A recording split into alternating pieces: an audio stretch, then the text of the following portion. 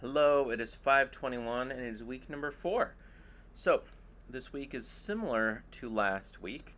The theme, the goals, the topics this week looking at IEPs, looking at how we support all students with communication tools, and then looking at funding sources and low incidence disabilities.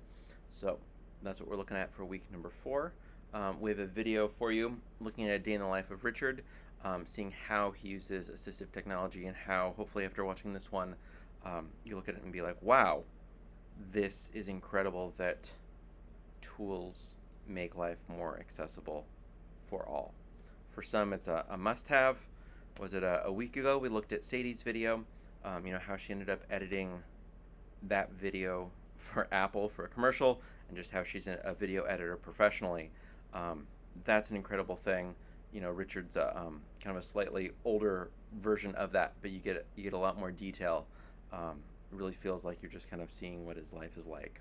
So I think the whole idea that all our devices allow life and allow more access to things for all learners, for all humans, really, is a pretty incredible thing. Um, yeah, you have a discussion board post where you're going to be sharing. You're just going to go out in the wild, find a video, probably on YouTube, and find video around communication tools, specifically for students on the autism spectrum. There's a lot of really great resources. One that actually comes to mind for me is actually just emojis in general. I've seen a lot of really good check-ins for morning meetings.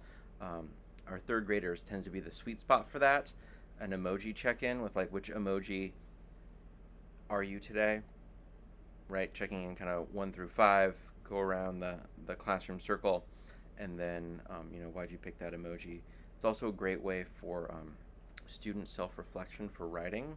Here's how I rated my own writing, kind of overall, here's what I thought, here's how I felt about it, with a range of emojis, and then why I wrote that response. So there's a lot you can do with that. One other thing I wanted to mention, it is new, so if you are Google Workspace for Education, depending on how your Google Workspace administrator rolls out new features, you may or may not have it.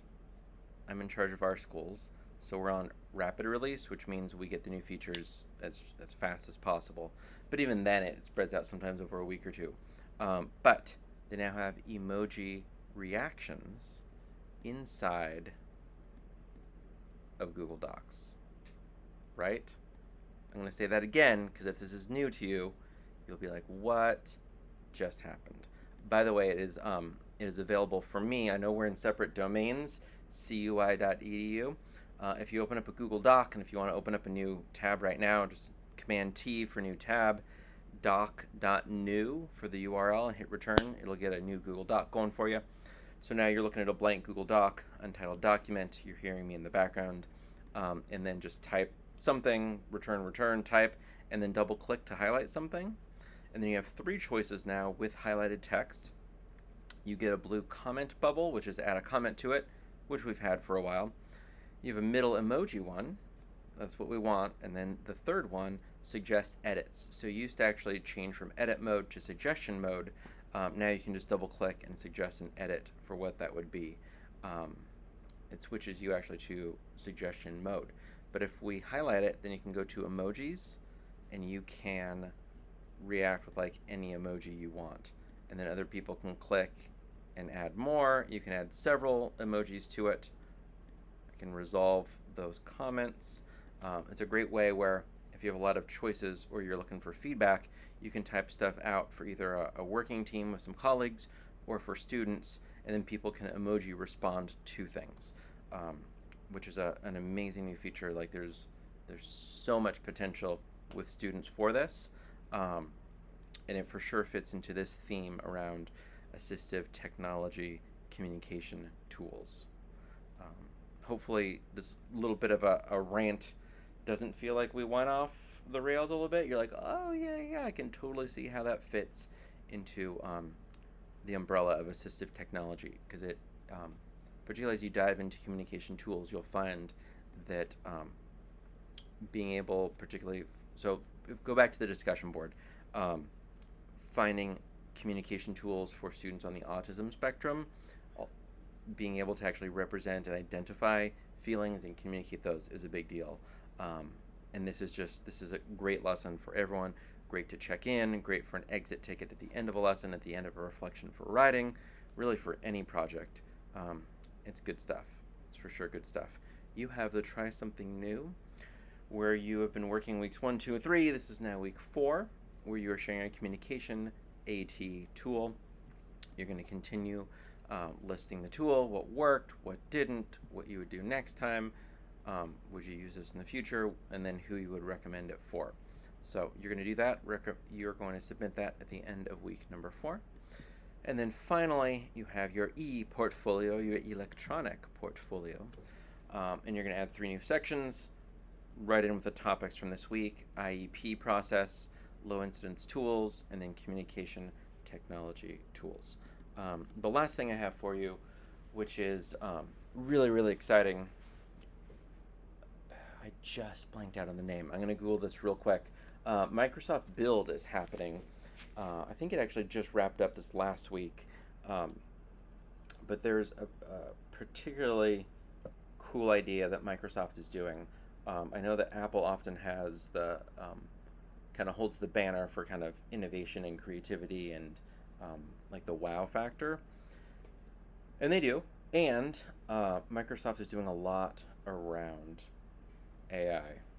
So what they've been doing with their massive data centers is writing software and working on machine learning. And with this one, you can type in, I bet if I just go into my Chrome history and look at it, I was looking at this earlier today. I was looking at the keynote from Kevin Scott, who's their CTO. DALL-E, D-A-L-L-E. It's like Wall-E, but it's DALL-E. I'll share this in your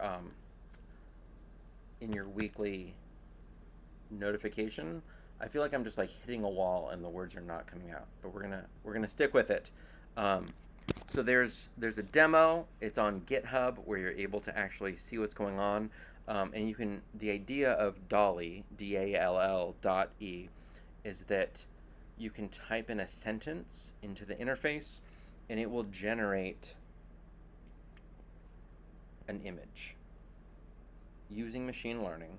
So if you want to go deep down this rabbit hole, it's a pretty incredible thing.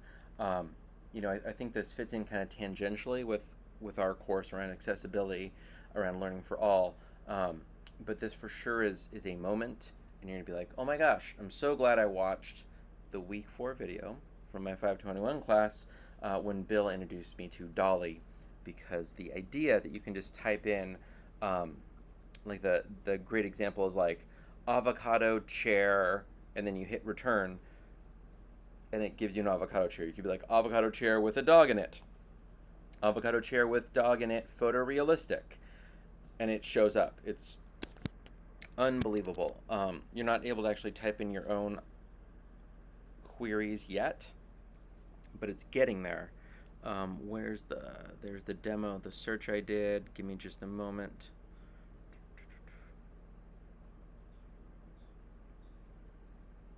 Looking at my history.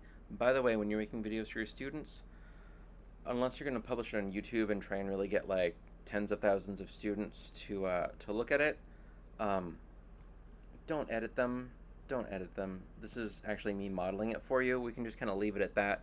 But there was one other thing I wanted to find for you. I think this is the site.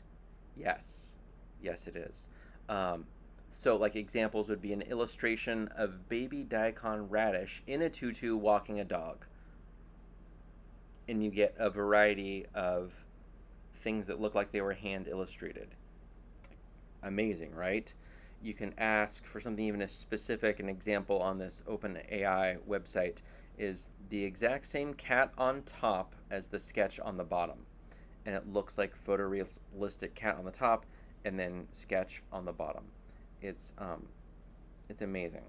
It's really incredible. There's a lot of safety things in place so that you can't use like famous people, so that you can't search for inappropriate things. They've made a lot of progress with it, and it's really exciting. The example, and I know about this, this is on my radar because they actually filmed at our school as an example. Um, Annie was one of my colleagues. She asked students, like, what matters to you and what's something that might, what's an idea you can pitch that could change the world. And so one of our seventh graders in the video shared, like a soccer ball that lights up so that kids that don't have like a stadium at night can still play soccer. Another student, this was an eighth grader, shared like a house that's on stilts. So as rising sea levels destroy entire cities, the house can just kind of come up, right? So just all these you're like, there's a lot of issues with that, and pretty cool idea. The one that ended up making the final video was a fourth grader. She shared the creek cleanup crew, where heroes come out and they clean up a local creek, and then it's clean.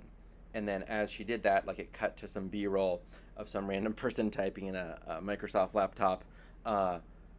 Blonde girl with a golden cape faces a clean creek, photorealistic. And then they showed up on the projector in real time, and then everyone's like, what? So you don't have to be able to illustrate. You don't have to be able to take photos. This is actually like a really, really great writing lesson, because the more detailed and specific you can be with your writing, the better the machine learning is going to be able to deliver your image, right? Is this kind of blowing your mind? Like, this is kind of where we're at, and it's such a walled garden. It's not like you can just like have DALL-E. It's a really funny name. I'm digging it the more I say it. Like, DALL-E can't like provide like home security or like drive your cars. Like, it's only good at this one thing, and they've been working at this one thing for a very long time. Just being able to take images, they dump a bunch of images that have tags in the database, and they continue to just tweak the code, tweak the algorithm, so that when you type something in, those images kind of get put together. So if you have a picture of like a couch and a bunch of pictures of a dog, you can type dog sitting on couch and it'll merge it together. You have a whole bunch of different photography styles.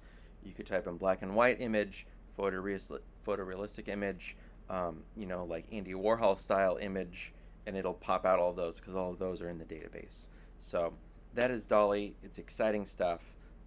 It is now open to developers using, if you're familiar with like Amazon's AWS, how you can use their servers to run programs. Microsoft now has their Azure servers that you can actually deploy